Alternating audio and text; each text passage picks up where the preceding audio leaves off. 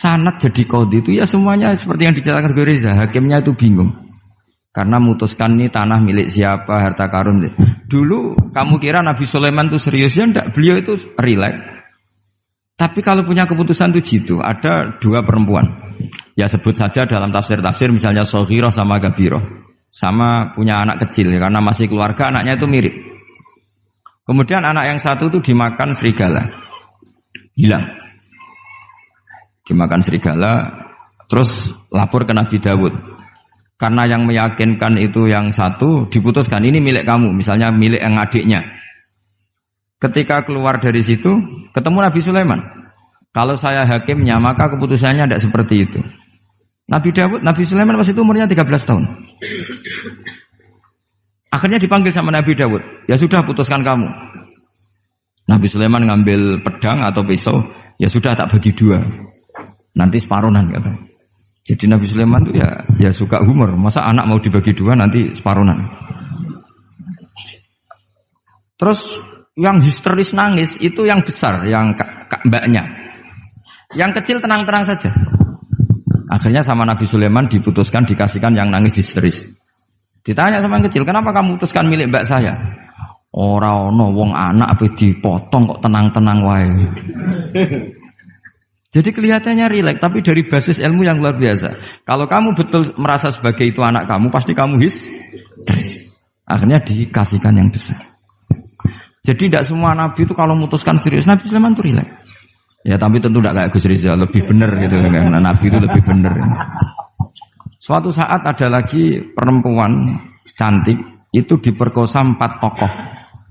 Jangan teruskan tokoh agama, nanti sensitif. Tokoh gitu saja. Memang tokoh ini, orang terpandang. Setelah hamil, si 4 orang tersangka ini bilang bahwa yang menghamil itu anjing. Karena zaman itu zaman yang mungkin diktatorial ya. Ya sudah diam gitu saja. Singkat cerita, dilaporkan ke Nabi Dawud. Bahwa ada peristiwa gini-gini, terduga adalah anjing.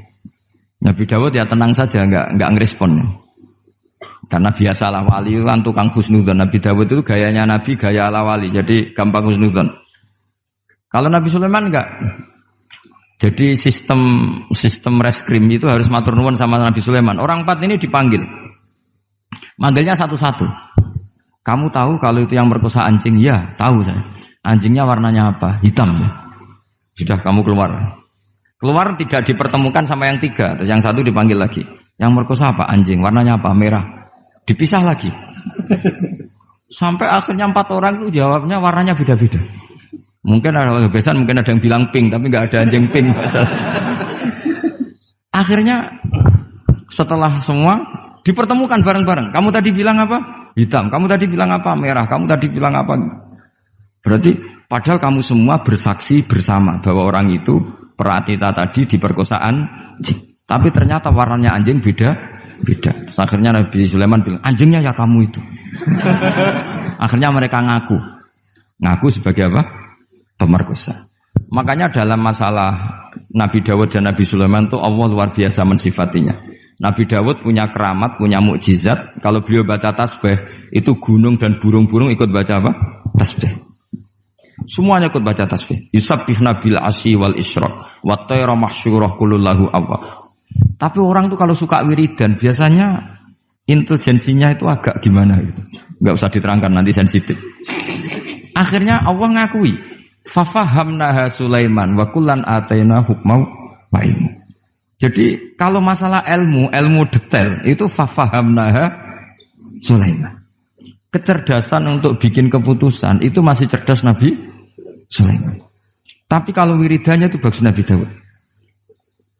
Jadi makanya orang ini enggak sempurna ya. Ada yang suka wiridan, ada. Makanya saat tadi itu kaget Gus Im bilang ketua pondoknya di Istighori Gus Riza itu saya tenane gitu. Maksudnya itu saking adabnya muji masnya apa gimana saya itu sampai sekarang nggak paham itu. Tapi yang jelas yang diangkat tadi jangan GR kalau itu hasil istikharah. Karena saya tidak bisa yakin itu. Ya tidak bisa memaksa husnudzon. Nanti kalau di ruang dalam mau tanya istikharah betul apa enggak. Tapi yang jelas tadi Nah, kita ini alhamdulillah guru-guru kita itu wiridannya yo jalan dan alhamdulillah santri-santri itu kalau kiainya wiridan ya bubar separuh itu bagus. Saya bukan mengajarkan tapi itu bagus. Kata di jagungan sama Gus Iim, pantangannya ahlul ilmi adalah tidak boleh melakukan ijabu malam yajib, mewajibkan sesuatu yang tidak wajib. Saya itu mondok sarang tuh lama sekali. Itu Mbah Mun yang imami, itu yang bubar ya separuh lebih. Mbah Mun ya senyum-senyum saja. Ketika ada kiai tanya, "Mbah, kok mboten jenengan wajib no wiridan?" Ora oleh ijabu malam yajib, mewajibkan sesuatu yang tidak wajib. Nah, santri-santri tahu kalau itu tidak wajib. Wah, hilang. Oh iya, pimpinannya. Jadi konstitusinya ahlul ilm itu beda. Takhrimu malam yakhrum itu ya kriminal, ijabu malam yajib juga kriminal. Bahkan di Habib Abdullah bin Husain bin Thohir itu dikategorikan dosa besar.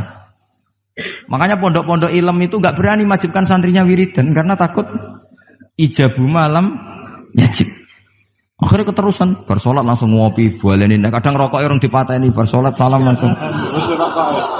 Eling rokok ya.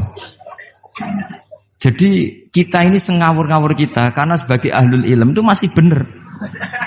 Ngawur saja benar, apalagi pas benar. Karena memang sanad ya, saya ulang lagi. Sanad ahlul ilmi itu beda, khas. Sehingga kadang orang-orang yang di luaran sana, jangan bilang kubu sebelah, pokoknya di luaran sana, nanti jadi sensitif. Saya itu pernah ditanya satu pertanyaan sangat ekstrim. Ini karena ada paman saya nanti tak mintakan jawab.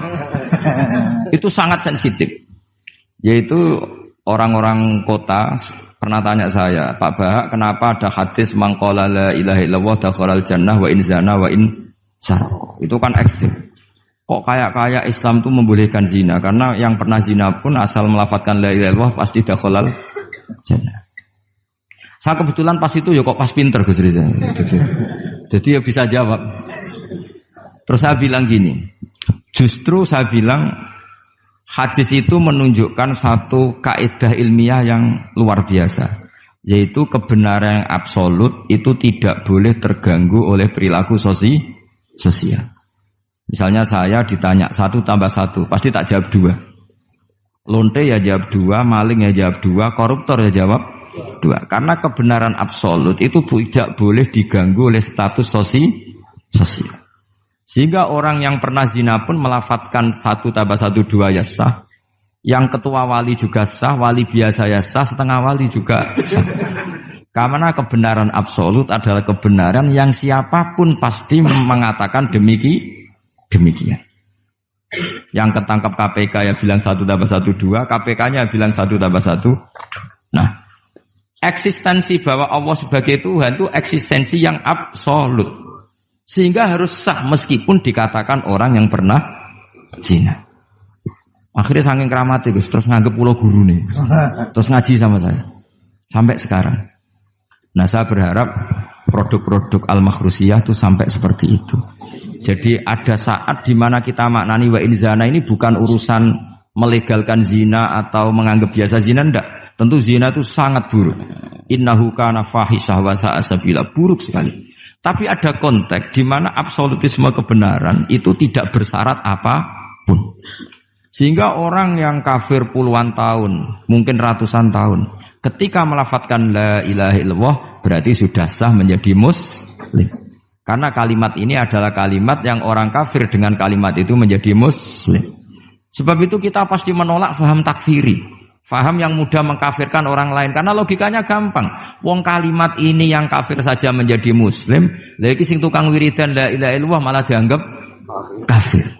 Iku tahu mikir, tahu orang kan kira-kira seperti itu. Jadi ya sekali-kali so serius. Ben pamane bangga ponakane alim.